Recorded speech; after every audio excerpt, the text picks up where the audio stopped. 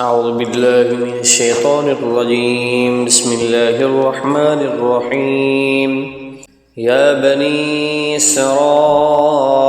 اذكروا نعمتي التي أنعمت عليكم وأني فضلتكم على العالمين واتقوا يوما لا تجزي نفس عن نفس شيئا ولا يقبل منها عدل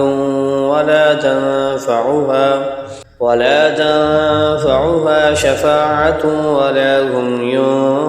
ينصرون وإذ ابتلى إبراهيم ربه بكلمات فأتمهن قال إني جاعلك للناس إماما قال ومن ذريتي قال لا ينال عهد الظالمين وإذ جعلنا البيت مثابة للناس وأمنا واتخذوا من مقام إبراهيم مصلى وعهدنا إلى إبراهيم وإسماعيل أن طهرا بيتي للطائفين والعاكفين والركع السجود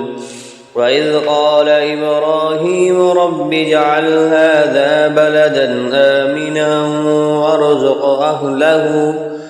وارزق أهله من الثمرات من آمن منهم بالله واليوم الآخر قال ومن كفر فأمتعه قليلا ثم أضطره إلى عذاب النار وبئس المصير وإذ يرفع إبراهيم القواعد من البيت وإسماعيل ربنا تقبل منا إنك أنت السميع العليم ربنا واجعلنا مسلمين لك ومن ذريتنا أمة مسلمة لك وأرنا مناسكنا وتب علينا إنك أنت التواب الرحيم ربنا وابعث فيهم رسولا منهم يتلو عليهم